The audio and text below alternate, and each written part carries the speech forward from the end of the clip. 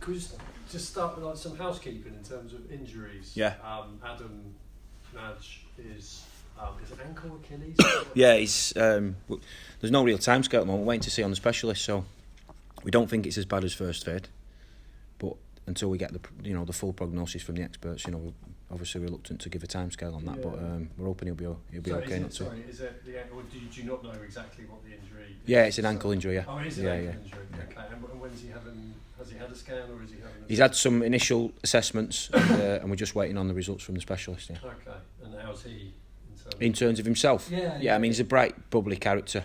Speaks fantastic English. He was the day he signed, I went to meet him, and he's chatting away, and didn't expect him to have such good English. He came from he was at my old manager Paul Simpson, who's England youth manager now. He had like an academy out in Portugal and Spain, and Adam was part of that. So. Which was a bit of a tale, and obviously there's a lot of English players around and stuff, so he's just learnt the language like that. So he's just an absolute sponge. He loves it. He's so buzzing to be over in England and competing at this level, and obviously he's got his international career as well, and he's looking to progress that. So he's a really, really bright, bubbly, energetic character, and that's not changed in obviously since he's picked up the injury. He's got a boot on, walking about like RoboCop. So no, he'll be fine. Good stuff. And Jay and Bailey, obviously there's no change. There's no change with them two, no. Yeah, and everyone, after Tuesday, has there been any... couple of knocks and niggles, I have to be honest. It was a tough game, weren't it? It was a real tough championship fixture away from home. A lot, as well with the travelling as well. So it's a real road trip this week. Yeah. So we'll make a judgment on that tomorrow in terms of the actual travelling squad, and we'll get up to Hull tomorrow after training. Could you say who? No, I'd rather not get involved on that if that's okay. Yeah, no, of course, I understand. I said to Josh, speaking earlier, that the win over Derby felt more than 3 points. There was sort of kind of the reaction, and it felt like almost like a statement win to yourselves. I mean, is that accurate? I think any away win in the Championship is not to be sniffed at, of course. Yeah. Derby coming from where they were last season, playoff contenders. For us, we started first half on the front foot. It was a real progression. We've not been great at times starting games, and that was a real conscious effort to start the game fast, and we scored 2 fantastic goals in their own right, 2 very good finishes, and second half we found a different way to win. We're normally a team that enjoys the ball. I think the possession stats to Derby second half were very much in their favour. We've worked really hard defensively, and again that's still working even this morning with the group that trained this morning that have not had many match minutes. We're still working on with and without the ball, because we've obviously not had a real pre-season with some of the players. So for Han Noah, for example, to come in and perform like he's done without knowing too much of the tactical details because of games, it's been difficult. It was a real good performance second half. I know what you mean by that. It had a feeling of there was a bit of everything in there, as people throwing the bodies on the line. When we did get breached, Bentz's made a fantastic save first half. Centre halves doing what they do, Callas and Bakes and Taylor more throwing themselves in front of things. Absolutely. And going forward, we looked dangerous on the counter attack. And in fairness, we were a little bit disappointed we didn't make more of some of the counter attacking opportunities that we had. But it's experiences like that. We spoke about it this morning in the meeting. There's experiences like that help to build. You can't manufacture a team spirit. No. There's certain things you can do to help, but it's going through an experience with somebody, knowing that you've got your back is great. And we don't want to concede goals. We'd rather kept a clean sheet, but actually conceding a goal when we did, as great a finish as it was, to not hang on, because we weren't hanging on, but to see the game out was really professional, and that stands in good stead. So you mentioned about winning a different way. Do you think maybe 12 months ago you wouldn't have got the same result in those circumstances? It's a different team, isn't it? Different teams we're coming up against, but certainly we're learning all the time. Yeah, and even the players that we've got in the squad. You're talking there about Brownie, who's obviously got an 100% record as captain at the moment. He's a young player, but he's a lot of appearances under his belt, and even for him, he's still learning. He's nowhere near the finished article yet. So, we're pleased with that. It was a really good performance, and that's all you can really, focus on, the performance. Yeah. Stands us in good stead for Hull. As a coach yourself, and not just in a match situation, but obviously failing your day-to-day, if you like, with the new guys coming in, have you had to kind of adapt your methods? Are you doing anything slightly differently with the new players? I think the biggest thing, I believe, in coach is getting that connection with a player individually. As soon as you can get a connection with them, you can get some real detail into them, and they're gonna. It's like your teacher at school, isn't it? Your favourite teacher, and why was they your favourite teacher? Were they the best teacher in the world? Maybe not, but there was something about them that you wanted to listen and learn and ask questions. And so we try and do that with all the players, and we treat everybody differently. You have to do nowadays, and as I say there, that it's slightly different. To answer your question, this morning's session, there's probably 11 players that have not really been involved in the games of late, and having been a player in that situation myself, sometimes you just want to go out and have a five-a-side and get a sweat on. And for us, it's important that them lads enjoy the training, but at the same time, we're trying to keep them fit for when they start, when they're needed, and as I say, get some tactical detail into them. Without them actually knowing, sometimes just trying to put sessions on that, is asking questions, asking them to problem solve in certain scenarios. As I say, so that when a team throws something at you, as Derby did the other night, to change the system, we're ready to react and adapt and go from there. How's your French? Not as good as my Spanish. Oh, okay. It's small, but we're learning. Yeah. Are you? Is that something you are working on? A little bit, yeah. I had to do for part of my pro licence. You had to do a language, so I picked on Spanish. So, learning all to get a licence takes that likes to take the piss out of me every now and again. I have certain words that just come out all the time, I think. But between myself and Nick and Fam, we have a good bit of crack. And Tyreek Basin, great things you learn. Tyreek Basin speaks fluent Portuguese. Does he? So he's chatting away to from his Brazilian heritage. So he's chatting away to Pereira and obviously Nicholas, and obviously Khalifa Cisse's come in, speaks some languages as well with Fam, and Taylor Moore speaks fluent French as well. So we try and encourage, in fairness, we do try and encourage speaking English because it's the best way for the lads to learn. And Handover speaks good English as well. So as I say, there's different ways. The club are great with that off the pitch. The language lessons and making sure the lads are settled in off the pitch is obviously a major thing as well. You mentioned Handover there. I mean, Adam's obviously been fantastic since he's come in, but fan-wise, they seem to have instantly connected with him. I'm sure his hair comes into that, but his ability is the main thing. Is he kind of ahead of schedule when you signed him? Excuse the pun. Ahead. Good point. Yeah. I mean, fine one to talk. You know what? When you signed him, and you must have visualised when he can kind of start. Yeah, it's a good question. Yeah, you know what? Obviously he's a player that we'd earmarked, and we were surprised in the first instance we might be able to even get him in. But it's when a player comes through the doors, whether how much you've watched them, you get him in the building. Within 5 minutes of that first training session, myself and Mac the gaffer, this boy's got some real talent. My lad was at the academy last week. He won a little tournaments inside the cages, the goal centres and Power League and all that. Yeah. And talking to Han, he grew up in them really in Paris, and you can see the way he uses his body. He's not the most physical. Certainly in the Championship, you look at him and he's very immature physically, but the way he uses his body, the way he opens, he's almost Spanish, isn't he? The way, I'm not putting names and not comparing him to any of them, of course, but the way he scans and his awareness of where he's on the pitch is very high. So we're trying to improve him even further. With that, I can't get his song out of my head, to be honest. It's just. But it's him. Obviously, he had I know he played in the Carabao, but he had the 45 against QPR. And is there an instant progression you've seen there? Well, the Carabao Cup game is early in the season. Most league teams, they made a load of changes. We did, and you're finding that sort of level of aggressiveness and stuff in the game and tempo. But the Derby game the other night was a Championship game, weren't it? And we were chatting to their staff after the game, and that was a proper, as far as we see, it was a real top Championship fixture. And his fitness levels really impressed me. Yeah, he hasn't played that many games. No, he's not, and that was obviously a concern when you're making subs and you're thinking, who do we maybe need to, look at legs wise. But he's 95th minute, he's going to the end.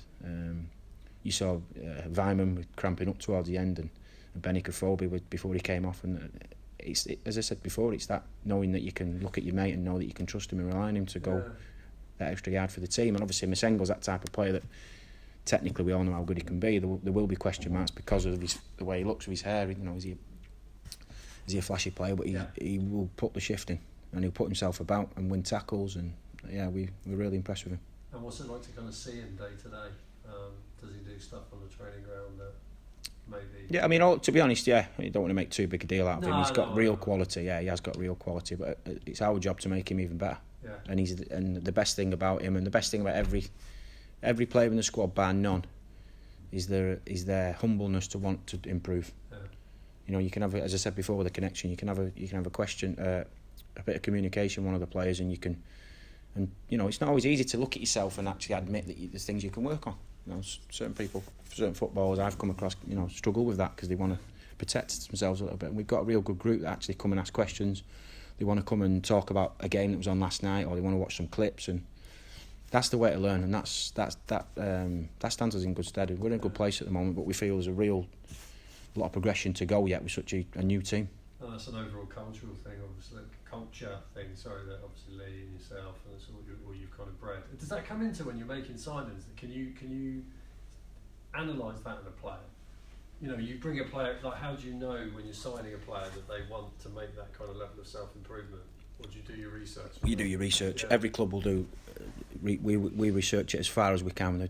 Behind the scenes, there's a lot of things we look at, social media. We talk to people that have worked with them previously. I think like youth team coaches, and even if you can, sometimes not always possible, but teachers and people that have worked with them in the past, that just to get. And of course, the more questions you ask, the more answers you're going to get. And sometimes it's important just to look someone in the eye. And we'll never sign a player without meeting them first. Yeah. And the gaffer's big on that. Yeah. Looking them in the eye. I remember speaking to Gary like 10 years ago, and he said he'd always sit down and play for an hour, and he's turned players down after those meetings.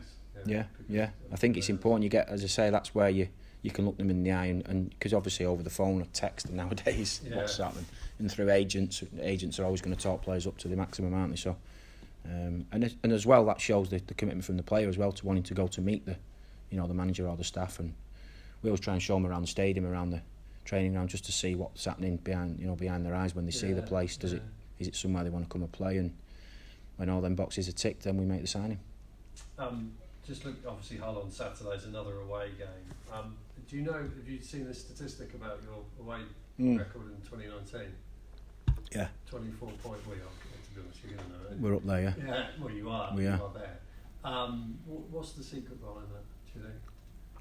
Well, if I knew, then we'd be up, our home record would be just as good, wouldn't it? Yeah, no, but there must be. I think it's one of them. We've got a good away record. That's the fact of it. Yeah. Behind that, there's different. Every game's slightly different away from home as well. And, the teams you come up against are they a bit more front foot because they're at home. For us, our mentality doesn't really change home or away. We've got to be honest. We've never once gone into a game and done anything other than try and go for a win. Certain games, Leeds for example, on the first didn't quite go the way it planned, but it's all about your reaction, and our reaction since that game. And we'd had such a good pre-season, and the Leeds performance and result was, I think, set everyone back a little bit. But from there, we had a great response. We really have. It's been a good few weeks since then. So no, I don't know the answer to your question. There's no secret, there's no because you talk about mentality of squad and all that, and that's sometimes not better suited, but in an away game situation, it kind of comes to the fore. I think so many things that go into a performance, even off the pitch. The logistics of everything, the way that you travel, the professionalism, the recovery. I have to say, off the pitch, we're as good as, I think, as professional as anybody. I would put my name to that. I think the recovery strategies are good. We've all seen the amount of games, even this early in the Championship, the amount of games that players are playing. You've got to get your recovery right, but at the same time, enough time on the training pitch, the way that you travel. There's all your nutrition. We're looking at really strongly as well this season. So there's all kinds of things that go into it. Ultimately, it's when the players go out on the pitch, and do they know the jobs individually? When the opposition change shape, do they know how we're going to still see their weaknesses in that shape and their strengths? I won't try and bore you with the stuff, but we do a lot of problem solving in training. A huge percentage of our training is around psychological problem solving, because we feel it's the best way to learn. Because you shouldn't ever really be coming up something in a game that you've not really been through before. You know what I mean? Even as much as losing, going down to 10 men or 9 men, conceding a goal early, conceding a goal late. We try and do a lot of scenario-based training without boring the players. Because players just want to play sometimes. So as I say, sometimes we do that without a bit of subconscious stuff as well. We might just say to 1 or 2 players in each team, right, here's your rules, you go and sort it out yourself. We might say there's 5 minutes to go, you're a goal down. The other team don't know that because we've not told them. We just told 1 or 2 players, and it's up to them to. We're hoping. We're not trying to be the oracle or anything, but we're hoping that's how it creates leadership. Yeah, no, that's really interesting. Just finally for me, obviously Matty Taylor left this week. In terms of outgoings, do you see any more? There's been quite a lot of phone calls for some of our players. As far as I'm aware, there's nothing about to happen in the next day or two. But there's certainly been a bit of interest in some of the players, and yeah, as I say, we've got now another few. Is it next another week or so? So yeah, and then you got just before. So yeah, we're quite comfortable, quite relaxed about that. Okay, thank you. Dean, yeah. Past few weeks, City have played 3 centre halves on the pitch. How pleased are you with how easily the team are settling into that style of having 3 centre halves? Yeah, it's been a change for some of the players that have not really played that system much. As I've just alluded to, there's a lot of work goes into that in training so that they feel comfortable in match days. But yeah, you're right, it's a new back line. They're growing all the time. 3 individuals in there, very good players in their own right. Callas has obviously lost his partner in crime from last season, and Baker's stepped up and been fantastic. Certainly in the last couple of games he's been outstanding, and Taylor Moore's another one. Who's had a couple of loan spells in the last few years and gone out and got himself some games because he didn't want to sit on the bench. It's a mark of the man, really, for me. Great attitude, and he's come in and just seamlessly just slotted straight in there. So yeah, we're really pleased with her. And I've said it before, it's not just about the back three, is it? Getting results. It's the way we work. Anyone that watches our team will know it's about the 11 that work the lots off to get the results. So we're very disciplined in our defensive approach. But certainly them back three have been very, very good, yeah. And you're pleased with that because you were almost sort of thrown into using that style really with the injury to Jay Da Silva. It's sort of, I know we've got Tommy Rowe there as a sort of left wing back, if you like, but you were almost thrown into using that system. But you're pleased with how it's going. Is that something you see for the rest of the season? Well, it's difficult to say. I think at the moment, I think you've seen us use that system last season with good effect. Certainly against Sheffield United in a couple of games and 1 or 2 others as well. So we always believe that we're flexible. I think if you look at, you've just mentioned Rowe as an example I'll use there. He's a left wing back, he can easily slot into centre midfield. Taylor Moore could slot in at full back if needed. So it's adaptable, and that's hopefully one of our strengths. And going forward, we've seen quite a good partnership building at the moment between Benik Afobe and Casey Palmer. That partnership, is that something you're keen to sort of cultivate on and off the pitch? They seem to get on really well together, but from the few clips that we've seen on City social media and stuff, they seem to get on really well together. I'm not sure how Jay Da Silva feels about that, because him and Casey are pretty close now. I mean, obviously Jay's out the picture at the moment. He's out of the pitch at the moment, so I think Casey's giving the elbow. So, you know what? It just shows you. We'll use Benik as a really good example, and Casey in fairness. But we've had Casey previously, obviously. But Benik's come in. He's had some big moves, hasn't he, in his career. He's played at the top level. He just loves it. He's got a smile on his face, and of course things are going well at the moment. But he's been really sort of enthusiastic, and his attitude's been very good actually. So. Him and Vyman up to, I thought you were going to say him and Vyman actually when you talked about the partnership. I mean, some of Casey's through balls you've seen, some at Birmingham, there was a couple the other night. His first touch of the game the other night, the one he's Freddie through. Strikers love that, don't they? And strikers are going to keep making them runs. And the upshot of that is you get Semenyo and Famara on the bench who was sat there thinking, I can't wait to get on here because I know I'm going to get chances. And so, yeah, things are going well at the moment. We're not getting carried away. But is that key to sort of build a partnership off the field with all? We will include Vyman on that as well as being sort of that group that we're in this together. I know what you're going to do because we've got that relationship together. Yeah, as I said before, some of the scenario based training we do a lot with myself, Macca, the gaffer, and obviously Cease as well. We do a lot of unit stuff, so we get the strikers away just as a group on their own, away from the rest of the group, and work on patterns and work on. Yeah, of course, if you know what your mate's going to do when he gets the ball, then it gives you a real advantage, doesn't it? So we look at obviously opposition defenders and what they don't like.